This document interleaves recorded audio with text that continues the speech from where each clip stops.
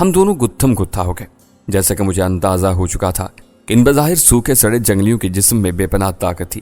نہ جانے یہ کون سی جڑی بوٹیاں یا جنگلی جانوروں کا روکھا سوکھا گوشت کھاتے ہوں گے۔ ہم دونوں میں زور آزمائی شروع ہو گئی۔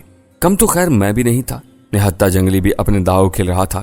اس نے مجھے بازوؤں سے پکڑ کر الٹنے کی کوشش کی، لیکن میں نے اس کا داؤ اسی پر الٹتے ہوئے اسے اسی کے زور پر اڑنگا لگا دیا۔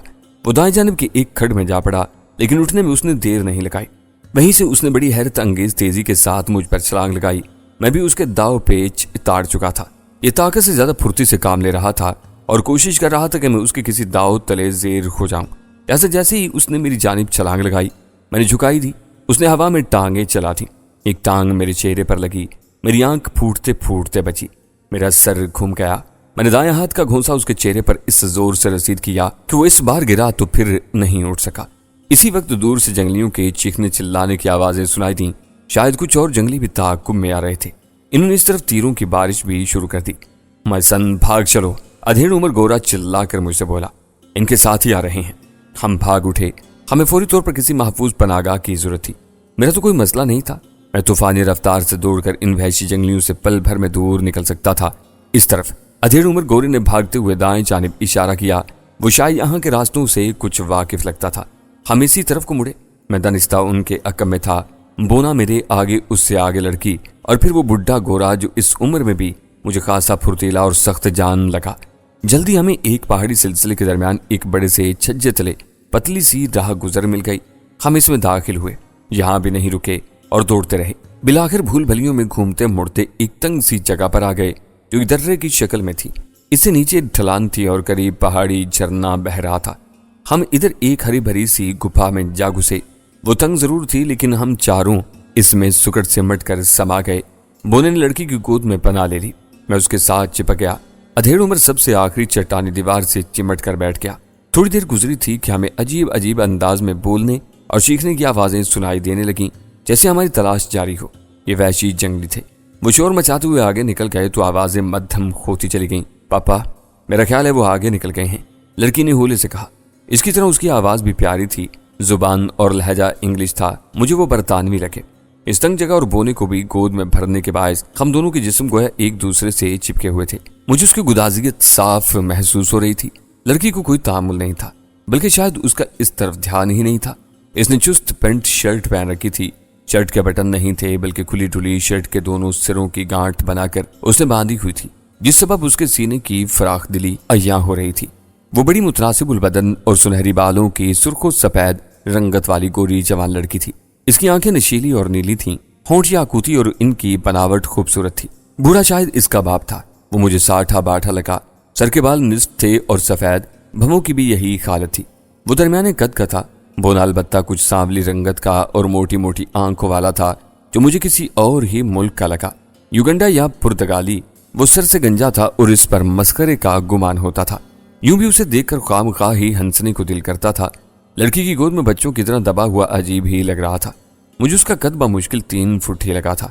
ماسٹر، مجھے یہ کسی جانور کی پناہ گاہ لگتی ہے۔ اچانک بونے نے بھی لڑکی کی گود میں بیٹھے بیٹھے سرگوشی کرنا ضروری سمجھا۔ شاید جیگوار یا پھر کوئی پینتھر وغیرہ۔ ہمیں فوراً یہاں سے نکلنا ہوگا۔ لڑکی جو شاید اسے اپنے نرم گرم گود میں بٹھائے تنگ آ گئی تھی، ایک زبردست چپت اس کی ٹنڈ پر رسید کرتے ہوئے غصے سے بولی، چنٹو، تم اپنی بکواس بند رکھو، ابھی ہم خطرے سے نہیں نکلے ہیں۔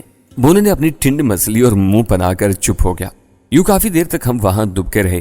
سپہر ڈھلنے لگی تو جانوروں کے بولنے کی آوازوں سے اطراف کا پہاڑی جنگل گونجنے لگا۔ اب ہم نے اس پہاڑی کابک سے باہر نکلنے کا ارادہ کیا اور سب سے پہلے میں نکلا، پھر کسی ممکنہ خطرے کو نہ پا کر میں نے انہیں بھی باہر نکلنے کا اشارہ کر دیا۔ بونا لڑکی کی گود سے کسی گیند کی طرح لڑکتا ہوا نکلا۔ ہم جھرنے کی طرف آ گئے۔ یہ نسبتاً مسطح اور کھلی جگہ تھی۔ 3 طرف سے ہمیں آڑ بھی دیے ہوئی تھی۔ مائی سن، تمہارا بہت بہت شکریہ، تم نے ہمیں ان وحشیوں سے بچایا۔ بہت ظالم اور وحشی لوگ تھے۔ ادھیڑ عمر گورے نے میری طرف پہلی بار غور سے دیکھتے ہوئے متشکرانہ لہجے میں کہا۔ لڑکی بھی اب گہری اور دلچسپ سی نگاہوں سے میری طرف تکے جا رہی تھی۔ چنٹو بونا منہ بنائے ہوئے تھا۔ بات چیت انگریزی میں ہو رہی تھی۔ تم کیا کوئی ریسلر یا رنگ ماسٹر ہو؟ لڑکی بھی پہلی بار مجھ سے مخاطب ہوئی، ساتھ ہی وہ میرا سر سے پاؤں تک جائزہ بھی لے رہی تھی۔ وقت اور حالات کا تقاضا تھا کہ جیسا یہ مجھے سمجھے ہوئے تھے ویسا ہی اقرار کرنا ضروری تھا۔ میں نے کہا छोटे मोटे मुकाबलों में हिस्सा लेता रहा हूँ। खैर बुढ़ा गोरा हाथ खड़ा करके मखसूस बरतानवी लहजे में बोला, हमें पहले अपना तारुफ करवा देना चाहिए। मैं हेलो मास्टर। अचानक दरमियान में चिंटू बोने ने मुदाखलत की, इस फजूल काम के लिए बहुत वक्त पड़ा है, हमें पहले यहाँ से दूर निकल जाना चाहिए, वो वैशी हमारे ताक़ुब में होंगे। माय गॉड, जलीलों ने कितनी बेदर्दी से हमारे साथियों को मार डाला। मास्टर, क्या तुम्हें इनका अफसोस नहीं हुआ? तुम एक लालची और खुद गर्ज आदमी हो। चिंटू बोने का चेहरा गुस्से से सुर्ख हो गया। वो मुझे भी कुछ अच्छी नजर से नहीं देख रहा था। हालांकि मैंने उसकी भी जान इन जंगलियों से बचाई थी। वो जितना 3 फुटा था, मुझे वो इतना ही मुंह चढ़ा भी लगा। ताहम मैं खामोश रहा। लड़की ने उसकी तरफ तैश भरी निगाहों से घूरते हुए कहा, इसमें पापा का क्या कसूर? पप्पा ने तो इनकी जुबान बोलकर इन्हें अपना दोस्त बना लिया था। सारा कसूर मास्टर ही का तो है। चिंटू भी भबक कर लड़की से बोला। बूटा गोरा बेपरवाह अंदाज में अपनी जेब से सिगरेट निकालकर इत्मीनान से सुलगाने में मसरूफ था। मुझे वो वाकई चेहरे और आंखों से खुदगर्ज और लालची इंसान महसूस हुआ। चिंटू का बयान जारी था। मास्टर ने गरगैंडवा को पकड़ा, जिसके नतीजे में बनमानसों का पूरा कबीला हमारा दुश्मन हो गया और इन्होंने हल्ला बोल दिया। हमारी जंगली मेजबान इन परिंदों के इंतकामी और वहशियाना हमले के नतीजे में बेदर्दी से हलाक हुए। इसके बाद इनकी दोस्ती हमसे दुश्मनी में बदल गई। इसका कसूरवार इन्होंने हमें समझा और बनमानसों की आग हम पर निकाली। हमारे साथियों को मार डाला, जिसमें मेरा जुड़वा भाई मंटू भी हलाक हो गया। मैं तुम्हें कभी मुआफ नहीं करूंगा मास्टर, कभी नहीं। सारी दास्तां बयां करते करते बोना चिंटू रो पड़ा। मैं गौर से उसकी बात सुनता रहा। न जाने ये गरगैंडवा क्या बला थी। अंदाजा तो हो रहा था कि ये कोई बनमानस की बड़ी नस्ल का गोरेला होगा, जो शायद बनमानसों का सरदार हो। मैंने देखा बुढ़े गोरे ने चिंटू बोने की आहोजारी की रत्ती बराबर परवाह नहीं की। वो इसी तरह आराम से सिगरेट पीता रहा। इसकी बेटी भी मुझे बाप ही की तरह महसूस हुई, क्योंकि बदस्तूर अपने बाप यानी पप्पा की हमाई थी में बोले जा रही थी। चिंटू, मत भूलो कि हम एक बहुत बड़ी सर्कस कंपनी के मालिक हैं। यह हमारा कारोबार है कि हमें जहां भी किसी खास दरिंदे या जानवर की मौजूदगी की इत्तला मिलती है, हम फौरन उसे पकड़ने की मुहिम में रवाना हो जाते हैं और इसका खतीर मुआवजा दिया जाता है। कभी कभार ऐसी मुहिम्मात में ऐसे हादसात हो भी जाते हैं। ये क्यों नहीं देखते कि हमारी भी जानें खतरे से 2-4 होती हैं? इनकी गुफ्तगू में मेरी दिलचस्पी बढ़ने लगी। बात लड़की की भी गलत नहीं थी। शायद इस सबब चिंटू बोना मुंह बनाकर चुप हो गया। इसके साथ दिमाग मारी मत करो माय डियर चाइल्ड। बिलाकर बुड्ढे गोरे ने भी मुंह खोला। इसके लहजे में चिंटू बोने के लिए हकारत थी। जितना इसका वजूद है इतना ही इसका दिमाग। मुझे तो गरगैंडवा की फिक्र हो रही है। इतनी मेहनत से पकड़ा था इस देव हैकल पहाड़ को, कहीं वो कम वक्त जंगली इसे छोड़ न दें। इसकी बात पर चिंटू बोने ने बड़ी नफरत खेज नजरों से बुड्ढे गोरे को देखा। फिर इससे पहले कि वो दोबारा अपने दिल की भड़ास निकालता, अचानक की खौफनाक चिंगाड़ गूंजी। ये बिलाशुबा दिल दहला देने वाली चिंगाड़ थी। ओह माय गॉड, लड़की चीखी। पापा, लगता है इन लोगों ने गरगैंडवा को आजाद कर दिया है। यूसी की आवाज है।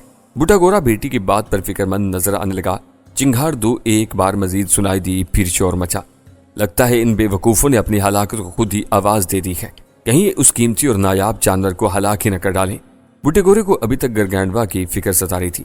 दफादानी धप धप की आवाजें बुलंद होने लगी। पप्पा भागो, शायद इन बेवकूफों ने गरगैंडवा को आजाद कर दिया है। मैं हैरान रह गया। हम फिर दौड़ पड़े। बूटा गोरा ही हमें रास्ता समझा रहा था। वो हमें दौड़ाता हुआ वहां से कुछ दूर ले गया। हम जंगलों में भटकते हुए एक निस्बतन बुलंद पहाड़ी जंगल में आ गए। यहाँ हमें एक लकड़ी का बुसीदा सा शिकारी कैबिन नजर आया। हम इसके अंदर जा घुसे। शाम गहरी हो चली थी। जंगल अभी से तारीख होने लगा था। कैबिन के अंदर गर्द थी। जा बजा मकड़ी के जालों से अंदाजा होता था कि यहाँ बहुत मुद्दत से कोई फरोकश नहीं हुआ। बहरहाल हमने जल्दी जल्दी मकदूर भर सफाई की। 1-2 टूटी फूटी लालटेनें नजर आईं, जिनमें से एक ही को थोड़ी बहुत मुरम्मत करके काबिल इस्तेमाल बनाया जा सका। बूढ़े गोरे ने लाइटर की मदद से लालटेन रोशन कर दी। शुक्र था कि इसमें बचा खुचा तेल था। दूसरी लालटेन नाकारा साबित हुई। कैबिन का अंदरूनी गोशा ऊपर तले था। एक मुख्तसर सा जीना ऊपर को जाता था। वहां भी कमरा और छोटा सा लाउंज था। नीचे 2 कमरे थे। लाउंज कदरे कुशादा था। एक तरफ किचन, दूसरी जानिब वॉशरूम था। लड़की ने सबसे पहले इन्हीं दोनों जगहों का मुआयना किया था। जरा देर बाद हम सब ने मिलकर कैबिन की अंदरूनी हालत बेहतर बना ली। अंदर पानी का एक लकड़ी का और जस्त का ड्रम अध भरा रखा था। बाकी लड़की और बोना भर लाए थे। रात हो चली थी। बाहर जंगल में खू का आलम तारी था। आसमान साफ और रोशन था। हम सभी बेसरो सामानी की हालत में थे। बूटा गोरा लड़की और बोना अपनी जान बचाने के लिए भागे तो इन्हें अपना थोड़ा बहुत जरूरत का सामान भी उठाने का होश नहीं रहा था। इस दरमियान में हमारा आपस में तारुफ भी हो चुका था और गरगैंडवा का उकदा भी खुला। बूटा गोरा हेनरी क्लार्क था। वो एक ब्रिटिश स्टार नामी सर्कस कंपनी का मालिक था। मारिया उसकी बेटी थी और बोना चिंटू बाकी इनकी सर्कस कंपनी के मुलाजिम थे जो मारे जा चुके थे। मैंने इन्हें अपना नाम दीवान बताया था। ब्रिटिश स्टार सर्कस कंपनी मुल्कों मुल्कों अपने फन का मुजाहिरा किया करती थी। हेनरी क्लार्क और मारिया का ताल्लुक इंग्लैंड से था और लंदन इनका असल ठिकाना था। चिंटू युगेंडाई था। इसका जुड़वा भाई मंटू भी था जो मारा जा चुका था। बुढ़े गोरे हेनरी क्लार्क ने बहुत दौलत कमाई थी। वो जहाजी त्यारे का मालिक था और इसका एक बैरी जहाज भी था जो उसके जाती इस्तेमाल ही में रहता था। बुढ़े गोरे ने तमाशाइयों की दिलचस्पी के लिए भांत भांत के और नायाब जानवर भी पाल रखे थे। तकरीबन सभी उसके सदाए हुए थे। बुढ़े हेनरी क्लार्क का यही जद्दी पुश्ती पेशा था और उसने मुख्तलिफ ममालिक से माया नाज बाजीगर अपनी सर्कस कंपनी में इकट्ठे कर रखे थे। इसकी बेटी मारिया भी सर्कस में बड़े दिलफरेब आइटम पेश किया करती थी। खुद हेनरी क्लार्क भी मास्टर था। किस्सा यह था कि हेनरी को दुनिया के किसी भी गोशे में किसी नायाब नस्ल के जानवर की मौजूदगी का पता चलता तो वो उसे फौरन महंगे दामों खरीद लिया करता था। अक्सर ऐसा भी होता कि उसे वो जानवर खुद भी पकड़ना पड़ता। गिरगैंडवा का मामला भी यही था। गिरगैंडवा दरअसल आला और नायाब नस्ल का एक गुरीला था, एक देव हैकल बनमानस। उसकी शोहरत बहुत दूर दूर तक फैली हुई थी। इसके बारे में पहले हेनरी क्लार्क ने पूरे एक माह तक मुसनद मालूमात इकट्ठी की थी। आसाम के जंगलों में इसकी मौजूदगी का पता चला था।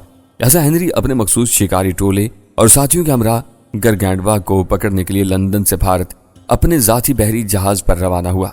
इसका जहाज मुंबई के साहिल पर लंगर अंदाज था। वहां से वो एक बड़े ट्रक और 2 जीपों में आसाम की तरफ रवाना हुआ। हेनरी क्लार्क को मुख्तलिफ जंगली कबायलियों की बोली आती थी। इसका फायदा उठाते हुए उसने आसाम में मज़कूरा जंगली कबायलियों को पहले अपना दोस्त बनाया। इन्हें जदीद दुनिया के कुछ तोहफे पेश किए जो इनके लिए हैरत अंगेज थे। इन्हीं की मदद से वो इस नायाब नस्ल के गैर मामूली देव हैकल बनमानुस गिरगैंडवा को बिलाकर पकड़ने में कामयाब हो गया। गिरगैंडवा अपने पूरे कबीले के साथ रहता था। इन्हीं कबायलियों से पता चला था कि अपने कबीले का सरदार गर्दाना जाता है। बहरकैफ बड़ी मुश्किलों से उसे गिरफ्त में किया गया था, लेकिन फिर बाद में उसका खुमियाजा बहुत सी बेगुनाह जानों के ज़या की सूरत में इन सबको भुगतना पड़ा। गुरीले भी आधे इंसान ही होते हैं। इनमें भी अकल, जज्बा इंतकाम और खुद सरी होती है। अगरचे बाद में इस खदशे का इजहार जंगली कबीले के बाज लोगों ने इस तौर पर किया भी था कि गिरगैंडवा को पकड़ने के बाद इसका गुरीला कबीला इन पर हल्ला बोल सकता है, मगर हेनरी क्लार्क ने इसकी कोई परवाह नहीं की। यूं कबीले में एक ग्रोह ऐसा भी था जो इन लोगों हेनरी क्लार्क वगैरह से शदीद नफरत करने लगा। बिलाखिर वही हुआ। मनमानसों के कबीले ने इन पर शब खून मारा। इस खूनी हमले के नतीजे में बहुत से जंगली मारे गए। बाद में जब ये तूफान थमा तो इसके रद्दअमल में एक और तूफान बपा हो गया। जंगली जो इनके लिए मेजबानी के फराइज अंजाम दे रहे थे अचानक इनके दुश्मन बन गए और बाद में इस चाल में आकर इन पर ही हल्ला बोल दिया। इनके कई साथी मारे गए। ये तीनों मुश्किलों से अपनी जानें बचाकर भागे। हेनरी क्लार्क की दस्ती घड़ी में रात के 10 बज रहे थे। रात का खाना बचे हुए शिकारी परिंदों का गोश्त पकाकर खाया गया। कैबिन के अंदर किचन में कुछ कॉफी वगैरह का बचा कुचा सामान रखा था। इसी से मारिया ने कॉफी बनाई। चिंटू का मुंह सूजा हुआ था। वो कभी आजुर्दा नजर आता और कभी बरहम। बाप बेटी को इसकी परवाह नहीं थी। इनके ख्याल में चिंटू के जुड़वा भाई के हमले में मारे जाने में इनका कोई कसूर नहीं था। ये दोनों भाई जिद करके इनकी इस खतरनाक मुहिम में शामिल हुए थे। बाकी अपने बारे में मैंने वही बताया था कि मैं एक भटका हुआ मुसाफिर हूँ। बहरहाल मेरा इस झगड़े में कोई काम नहीं था। मुझे तो अपनी पड़ी हुई थी। क्या खबर ये तकदीर ही का कोई चक्कर था कि इनका टकराव मुझसे हो गया और मैंने इनकी जान बचाई। जिंदगी और मौत अल्लाह के हाथ में होती है। मैं तो सिर्फ एक जरिया बना था। रात दबे पांव बीत रही थी। गिरगैंडवा की दोबारा चिंगाड़ने की आवाज सुनाई नहीं दी थी। हम दरमियान में बिछी एक चौबी गोल मेज के गिर्द कुर्सियां डाले बैठे कॉफी पी रहे थे। सर्दी पड़ने लगी थी। मारिया ने आतिशदान भड़का दिया था। चिंटू बच्चों की तरह रूठा हुआ कोने में अलग बैठा था। कैबिन से बाहर चांदनी चटकी हुई रात उतरी हुई थी। जंगल में दूर और नजदीक कभी किसी जानवर के जोर से बोलने की आवाज उभरती, फिर वही दम बखुद सा सन्नाटा तारी हो जाता। यहाँ भी हमारे दिलों में अनजाने खतरात का धड़का लगा हुआ था। यूं हम तीनों यानी हेनरी क्लार्क, मारिया और मैं मेज के गिर्द बैठे बातें कर रहे थे। हेनरी क्लार्क ने कॉफी पीने के दौरान पाइप सुलखा लिया। मुझे भी उसने एक सिगरेट दिया। मैं गिरगैंडवा की चिंगाहट सुनकर ही समझ गया था कि इन बेवकूफों ने उसे आजाद कर दिया है। हेनरी क्लार्क पाइप का कच लेते हुए तफक्कुर से बोला, पापा हमारी तो सारी मेहनत ही अकारत गई। मारिया ताज्जुब से बोली, और पैसा भी इतना जाया हुआ। हेनरी बोला, तुम दोनों पर खुदा की लानत हो। चिंटू अपनी भड़ास निकाले बगैर नहीं रह सका। तुम्हें पैसे की पड़ी हुई है और इंसानी जानों के ज़िया की कोई परवाह नहीं। मारिया ने पुरतैश निगाहों से चिंटू बोने की तरफ घूरा। हेनरी क्लार्क इत्मीनान से पाइप का कच लगाते हुए बेटी से बोला, माय चाइल्ड, अपना टेम्पर मत लूज करो। इस 3 फुटे को उठाकर कैबिन से बाहर फेंक दो। यही करना पड़ेगा पापा। मैं तो उसकी बार बार की बकवास से तंग आ चुकी हूँ। मारिया ने दांत पीसते हुए कहा और अपनी कुर्सी से उठकर चिंटू की जाने बढ़ी। मैंने देखा चिंटू एकदम किसी बच्चे की तरह खौफजदा हो गया है और बचने के लिए इधर उधर देखने लगा, फिर एकदम मेरी तरफ मदद के लिए लपका। अब तुम मेरे मास्टर हो, खुदा के लिए मुझे इन जालिम बाप बेटी से बचा लो, ये मुझे वाकई उठाकर बाहर फेंक देंगे। वो मेरी कुर्सी के अक्कम में आन छुपा था। तो फिर अपनी जुबान बंद क्यों नहीं रखते? मैंने भी मसले से काम लेते हुए बाप बेटी की तायीद कर डाली। जिस सबब मारिया के इसकी जानिब बढ़ते हुए कदम रुक गए, तभी मैंने हाथ के इशारे से मारिया को रुके रहने का कहा। इसे मुआफ कर दो, अब ये कोई बकवास नहीं करेगा। मारिया चिंटू को खा जाने वाली निगाहों से देखते हुए वापस पलट गई। बोने पर मुझे तरस भी आया था, लेकिन बकौल इन बाप बेटी के गलती इसकी भी नहीं थी। इन दोनों भाइयों ने जिद करके इस मुहिम में शमूलियत इख्तियार की थी। मारिया दोबारा अपनी कुर्सी पर विराजमान हो गई। बुढ़ा गोरा पाए पीता रहा, मैं भी सिगरेट के हल्के हल्के कश लगाता रहा। चिंटू दोबारा मेंढक की तरह उछलकर अपनी जगह पर जा बैठा। वह भी एक उदास उल्लू नजर आने लगा। मैं होले से मुस्कुराए बगैर नहीं रह सका। हम यहाँ भी खतरे में हैं, हमें सुबह मुंह अंधेरे ही ये कैबिन छोड़ देना होगा, बूढ़ा हिंदी क्लार्क सोचते हुए बोला। लेकिन पप्पा चंद्र घाटे तक पैदल सफर कैसे करेंगे, और फिर हमारी गाड़ियां? गरगैंडवा, मारिया बोली। तुम्हारा क्या ख्याल है माई चाइल्ड कि मैं लाखों डॉलर खर्च करने के बाद यहां से खाली हाथ नाकाम लौट जाऊंगा? हरगिज नहीं, यह हादसे हमारी मुहिम्मात ही का हिस्सा होते हैं। तो फिर आपका आइंदा का क्या लाहे अमल है पप्पा? मारिया ने पूछा। अब वापस चंद्र घाटी क्यों जाना चाहते हैं? हमें तो गरगैंडवा को पिंजरे वाली गाड़ी में डालकर ही इधर वापस लौटना था ना। अपनी बेटी को जवाब देने के बजाय हेनरी क्लार्क ने मेरी जानिब खास नजरों से देखा और मुझे मुखातिब करके बोला, मिस्टर दीवान, मैंने उसे अपना नाम यही बताया था, तुम क्या कहते हो, या तुम्हारा अपना कोई प्रोग्राम है? मैं फिलहाल तो आपके साथ हूँ, वैसे मेरी मंजिल आगे है। तब फिर तुम्हें भी हमारे साथ ही चंद्र घाटी तक जाना होगा। हेनरी बोला, वहां हमारा जाती जहाज लंगर अंदाज है, तुम जहां जाना चाहो तुम्हें वहां छोड़ देंगे। वैसे आइंदा हमारी मुहिम बंगाल टाइगर पकड़ना है, लेकिन इससे पहले तुम्हें हमारी मदद करने का वादा करना होगा। अपनी मंजिल का सुनकर मेरा दिल यकबार की जोर से धड़का। चंद्र घाटी यकीनन आसाम की कोई छोटी मोटी बंदरगाह होगी। मैं जो करीब होती अपनी मंजिल को दूर समझकर मायूस सा हो चला था, फौरन बोला, मुझे कोई एतराज नहीं, लेकिन क्या अब ये मुमकिन होगा, जबकि अब तो आपके साथी भी मारे गए हैं? हम तीन भला कैसे इस खतरनाक मुहिम को कामयाब बना सकते हैं? नो माई सन, बूढ़ा हिंदी चालाकी से मुस्कुराया, फिर बगौर मेरे सरापा का जायजा लेते हुए बड़े खाग लहजे में बोला, तुम्हारे अंदर मुझे 10 आदमियों की कुव्वत महसूस होती है, कम तो मैं भी नहीं, और मेरी बेटी मारिया भी बहुत ज़हीन और एक बहादुर लड़की है। फिर तुम्हारा क्या ख्याल है? मुझे अंदाजा हो चुका था कि बाप बेटी दोनों अपनी जिद के पक्के थे, इसीलिए बोला। मैंने कहा ना, मुझे कोई एतराज नहीं है।